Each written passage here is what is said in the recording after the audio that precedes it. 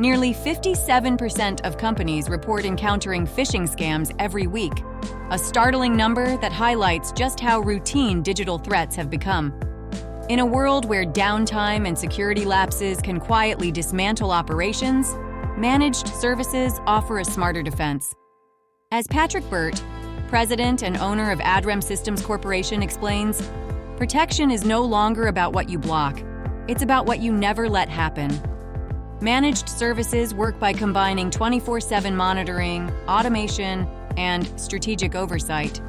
They don't just fix what's broken, they prevent it from happening in the first place. From minimizing operational risk to enabling scalability without overextending your internal team, these services deliver structure, visibility, and control. MSPs act as embedded partners, aligning with your goals through role-based access controls, performance dashboards, lifecycle planning, and custom KPIs. Ticketing becomes intelligent, reporting becomes strategic, and IT becomes a growth asset, not a bottleneck. You can read the full article on our website, and don't forget to add us to your Spotify playlist.